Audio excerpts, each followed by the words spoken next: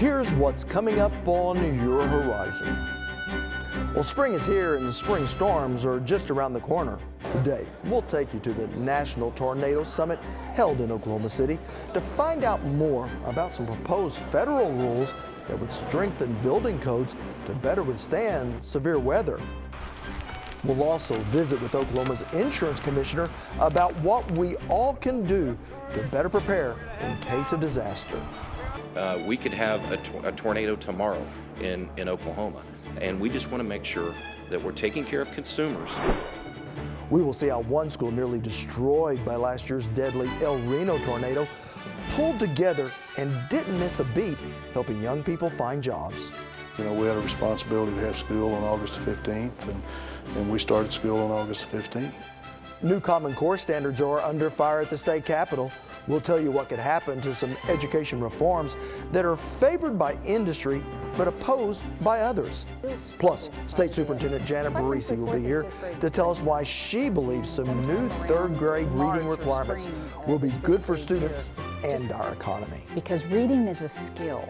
And once you get it, no matter how long it takes you, once you get it, we're seeing kids just really take off. Stay with us for Oklahoma Horizon. Oklahoma Horizon is made possible by the Oklahoma Department of Career and Technology Education. Oklahoma's investment in Career Tech provides more than nationally recognized technology education and training.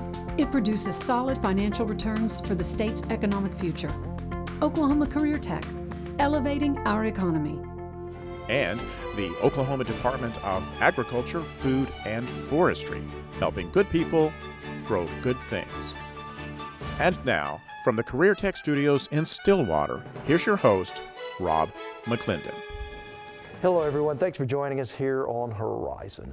Well, the tragic events of May 2013 will be at the forefront of many people's minds as we prepare for another severe weather season. Chances are, if you live in central Oklahoma, you were either impacted by last May's deadly tornadoes or know someone who was. 24 people died in Moore, Oklahoma, with another 350 severely injured. It's been a year of picking up the pieces and rebuilding in those areas of Moore, Oklahoma hit hardest by the storms.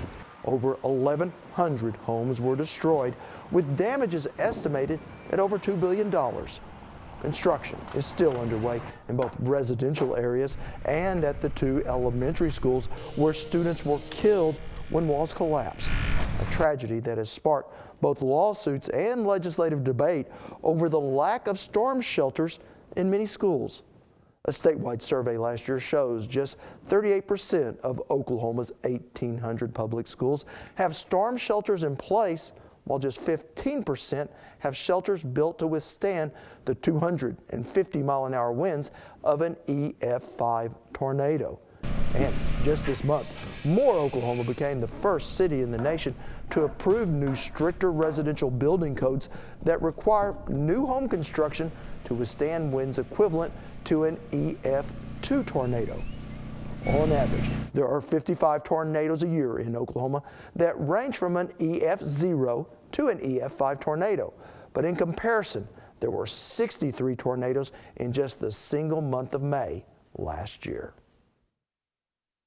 Well, while there's still much to learn from last year's tornado outbreak, emergency management personnel are preparing for another spring storm season. Our Andy Barth attended this year's Tornado Summit in Oklahoma City and joins me now. Well, Rob, it's that time of year again, a time when people wonder when the next twister will hit and how bad it will be. But Oklahomans have learned from last year's devastating storm season and are sharing their experiences and how to be more weather aware. Well, spring is here, and that means spring storms. You know, when you look back over the last few years, particularly here in Oklahoma, tornadoes have, really been a kind of wreaked havoc on the state and really across the country. A lot of lives lost, a lot of property loss. Randy Nagelbauer is a U.S. representative from Texas and is proposing legislation to tighten building codes to withstand higher wind speeds, something he says can save lives. It's important that we get together and talk about ways that we can keep people safer during a storm. how we can construct our buildings in a way that are more wind resistant. Good news that Oklahoma Insurance Commissioner John Doak says is important in such a volatile area. With the media, we could have a tornado tomorrow in Oklahoma, and we just want to make sure that we're taking care of consumers. This is the third year Oklahoma has held the National Tornado Summit, something that Doak says brings awareness to those in a dangerous path. This is the only conference really in the world that we know of that is specifically focused on tornado preparedness, working with insurance companies, working with mitigation, working with emergency managers to make sure that we can understand how we do the best job possible for a consumer that may have lost everything. And Neugebauer says losing everything is something his bill will help minimize by focusing on pre-storm awareness. A lot of the funding we want to put on the front end, and that's the forecasting and making sure that the building standards are appropriate. And as we build back in many of these areas, building more wind-resistant homes, safe houses, storm cellars, those kind of things are certainly something that are on the minds of a lot of people. And Doak says part of being weather aware is knowing your insurance policy.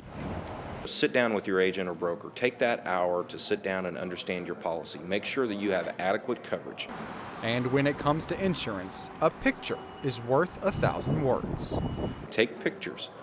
Whether you get one of our free home inventories off of the Oklahoma Department of Insurance website, or take those pictures of your home, put them on a jump drive, because if you've lost everything, those pictures really do help. Pictures of your garage, pictures of your attic, pictures of your closet. So before the sky ever turns dark gray this spring, it's important for homeowners to be prepared before disaster even hits. Well, nationwide, the United States records roughly 1,000 tornadoes annually. As a result, about 1,500 injuries and 80 deaths are reported each year, a number that all agree is still too high. Well, it certainly is, but as we've seen, Andy, too often, it can be difficult to stay out of a tornado's path. It can, Rob, and it's very important just to be smart when it comes to tornado season. Don't suddenly decide to become an amateur storm chaser to capture pictures or video of the twister. As we saw last year, even for the professionals, it can be deadly. So when severe weather does threaten, get to a shelter or a room with no outside-facing windows. It's important to have a plan in place before a tornado threat even occurs. And unfortunately, according to FEMA, 36% of Americans don't even have emergency plans in place. Now, I know storm shelters can get expensive, but Andy, can you really put a price on safety? Rob, they are expensive, but life-saving. Since 1980, approximately 20 to 30,000 shelters have been built, which saves roughly 10,000 lives each year. Now, if you can't afford a shelter, talk to your neighbors and nearby businesses prior to storm season to see if you can take shelter in their safe rooms. All right. Thank you so much, Andy. You're welcome, Rob.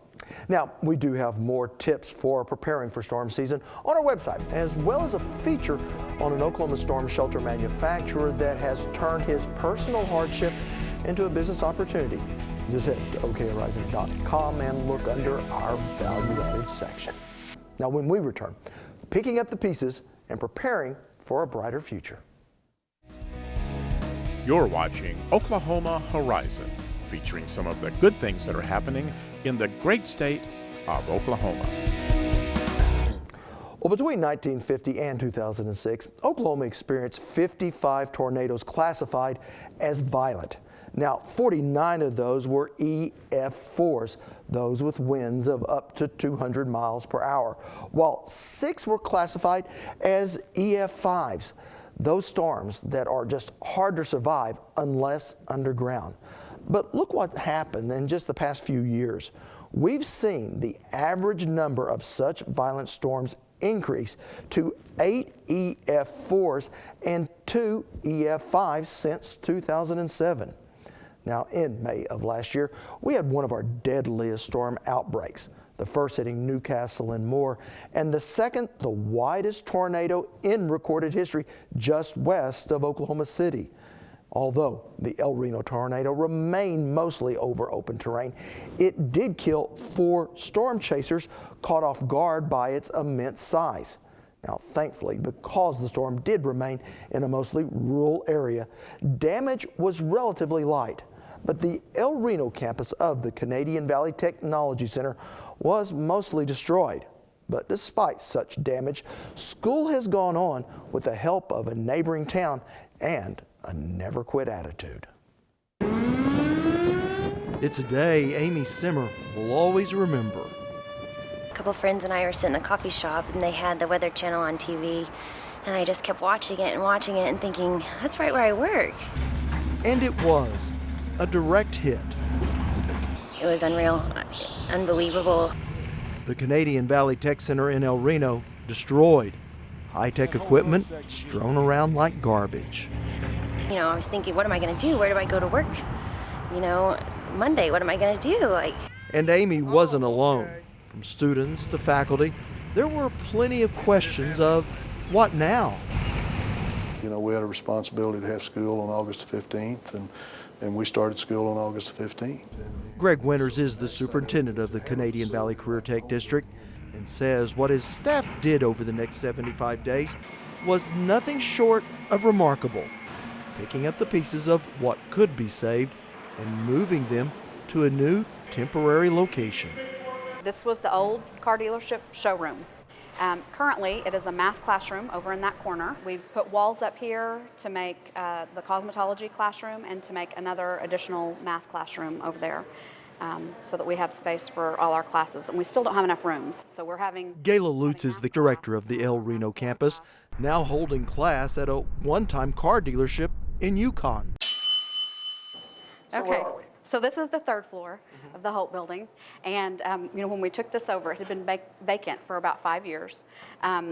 There were dead birds everywhere. Looks like you've made good use of the space. Yes, we have. We've made use of every square inch. We put holes in walls so that we could make it like one classroom instead of tearing down a wall. We would just put a window in so that they can see through, so it becomes one large classroom. Turning a business property into a learning environment. And while the computers may be stacked on top of one another, the students are happy to be here. I'm proud of our kids and the way they've adapted, because the environment is a long way from what we consider the normal environment at a career technology center. I mean, it just is. But they've made the best of a really bad situation. But turning a once closed business into a technology center in just 75 days was neither cheap nor easy.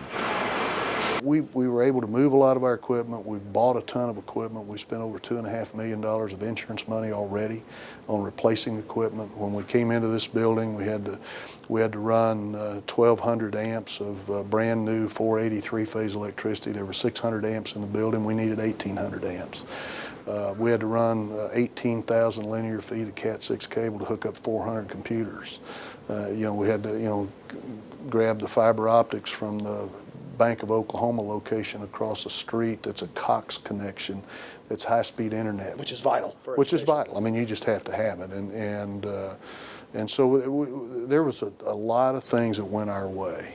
We had a lot of great people that just did an incredible job. I mean, they really did. And you've got a really good staff, but then you put them in a situation that we were put in, and it makes you kind of proud to be the superintendent at Canadian Valley, quite frankly.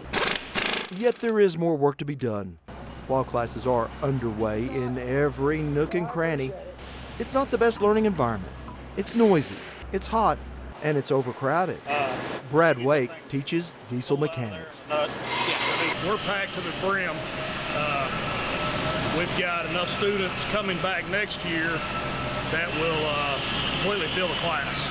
So we're looking to figure out how we're going to get the new ones in. That's why voters in the Canadian Valley District will be going to the polls on April 1st to vote on how to put all the pieces back together. Instead of us remodeling a 1970 model building, which we had been doing for years, we're going to be able to take the framework, now the original skeleton structure of 2 of those buildings. We had 9 buildings when the tornado hit. 7 of those buildings are completely gone. They took them completely out, footings, and it's red dirt. we've got 2 skeleton structures with an economic value of about $4 million. In other words, if that was all gone, it would cost us an additional $4 million just to build the skeleton back. But we're going to be able to use the skeleton structure that was part of the original buildings when they were built. And so what we're going to be able to do is go in and design a 2015 model technology center using a 1970 skeletal frame. There's not too many silver linings on what we've been through, quite frankly, but the silver linings that I've been dangling out in front of folks is, you know, when we build back, we get a 2015 model building. We're able to build it back and use basically the same square footage, but redesign it a little bit differently where it's more efficient and a little bit more user-friendly maybe than what the old building was. Now, Greg Winters tells us he believes the rebuilding of the El Reno campus will be a win-win for both UConn and El Reno. El Reno gets a new up-to-date tech center with storm shelters that can accommodate their entire student body and faculty, while UConn's business community will benefit from having a newly renovated building on the market that the tech center has made its temporary home. Now, the Canadian Valley bond election is on April 1st. Still to come on Oklahoma Horizon, 3rd grade reading standards. But first, Common Core. Well, recent education reforms are facing challenges at the state capitol. The State House of Representatives voted to repeal Common Core curriculum standards and give the State Board of Education until the 2016-2017 school year to put new standards in place. Now, State Representative Gus Blackwell, who's the author of the legislation, says if you're going down the wrong path, you stop, you turn around, and you go back. A lot of people say, well, they're just standards. Well, if you change the standards, you change the testing. You change the testing, you have to change the curriculum. You change all that, you change how you evaluate teachers. We have to look at those and weigh them and see how can we take maybe what's good, but also keep it within the realm of Oklahoma control. Well, Speaker of the House Jeff Hickman says House Bill 3399 allows the flexibility needed to create standards that are purely Oklahoman and will prepare children for higher education or careers in the modern job market. Now, Common Core is a set of learning standards adopted by 45 other states that determine what students should know in each grade level to graduate high school prepared for college and careers. Now, critics say it represents a federal intrusion into local control of schools and that it will lead to increased standardized testing. But proponents of the tougher standards, which includes most industry leaders and Governor Mary Fallin, say they are needed to keep Oklahoma's students competitive in a global marketplace. You can keep up with us throughout the week. Just head to okhorizon.com where you can see more of any of our stories, read our reporters behind the scenes blogs, see what others are saying about us on Twitter, and face the facts with our regular updates. So reach out and touch us anywhere and anytime. An upcoming 3rd grade reading test has created a public furor over concerns that hundreds of students will be held back for reading below their grade level.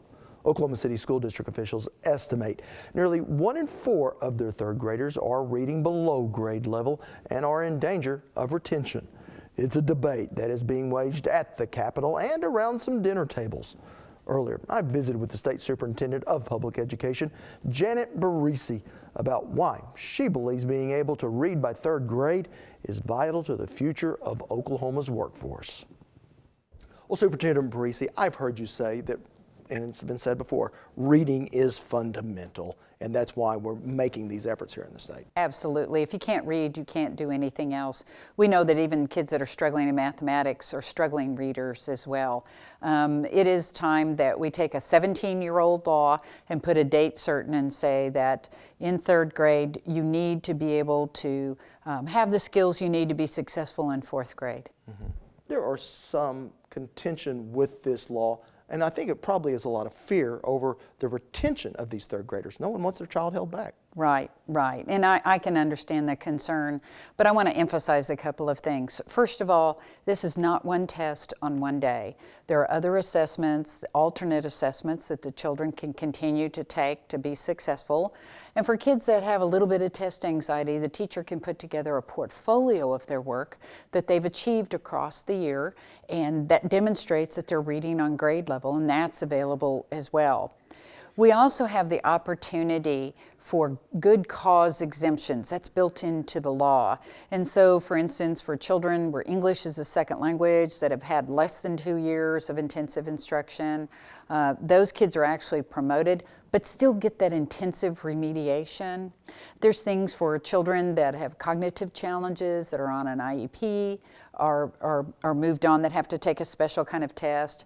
There's a provision for just 1 year of retention for children on an IEP that haven't been retained before. If the child had been retained and is on an IEP, they're promoted as well. So things like that allow that to happen. So retention, the second thing I want to stress, retention is a last resort. It's a last resort. So what is the role that parents can have in all this? Well, first of all, a parent is the most important and the first teacher of every child. And so it's important as a parent to begin speaking to your baby and build vocabulary as you talk with your baby and encourage language development. And yeah, those nursery rhymes are important. That Itsy Bitsy Spider is a big part of pre-reading skills, that they learn the rhythm and the sequence of language, and that actually is a pre-reading skill. So want to make sure that little ones have a very good vocabulary by the time they enter kindergarten, because that gets them ready to learn to read. Yeah, you know, I distinctly remember when I was in second grade that my reading skills weren't up to snuff. And I remember sitting in my mother's lap or at the kitchen table reading every night. And I may not have loved it at the time, but it seemed to work. I do it for a living now. You know, I did that too as a parent and read to my kids and things like that. But my kids actually were struggling readers themselves. And I know that they became special ed students, were on an IEP at an early grade. And when they got into fourth grade was actually my toughest day as a parent. Driving my son home from school, he looked at me and he said, "Mom, am I retarded?" And that stopped me in my tracks. I had to stop the car. And I asked him, I said, "What on earth are you talking about?" And he said, "Mom, I don't want to stand up and read anymore. I had to read out loud in class today." And he said, "I can't read like the other kids." And he said, "I don't want to go to school. I don't want to read." He said, "This isn't fun." That really stops you as a parent, but it also helps me know about what kids go through that are put into a grade not ready to do that level of learning. In fourth grade, kids stop learning to read and they start reading to learn. It's a big transitional grade. My son was in there and didn't have the tools that he needed.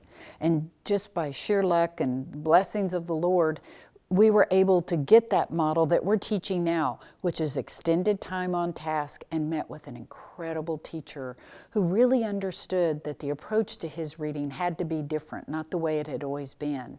Those two things together, he began to progress, still struggled quite a bit, and quite frankly, fourth and fifth grade was pretty tough. And sometime around March or spring of his fifth grade year, it just clicked, because reading is a skill. And once you get it, no matter how long it takes you, once you get it, we're seeing kids just really take off. And that's exactly what he did. He became a voracious reader and still loves reading today, has a great degree from college, and is off the payroll. Off your payroll, even better, even better. You know, from a state's perspective, from the state perspective, why do this? Oh, listen. Reading is so important for the overall success of young people and really being able to attain their personal goals.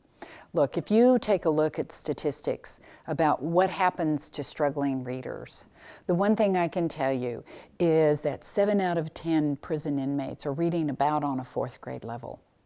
And 88% of 19-year-olds that were dropouts out of school were not reading on grade level, were struggling readers in third grade.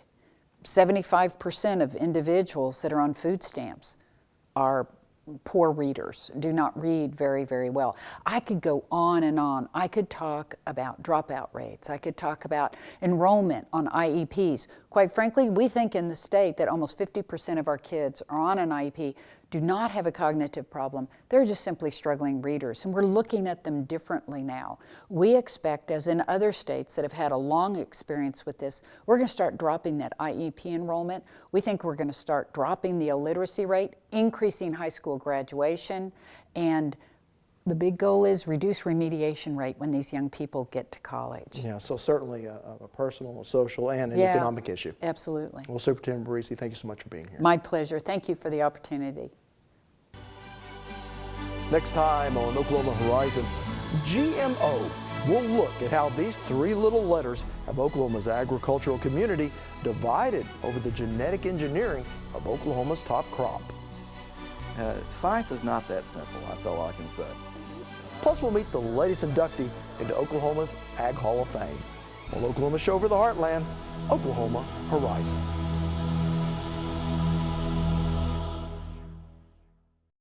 Well, we are out of time. I'm Rob McClendon. Thanks for watching. See you back here next week. Thank you for watching Oklahoma Horizon.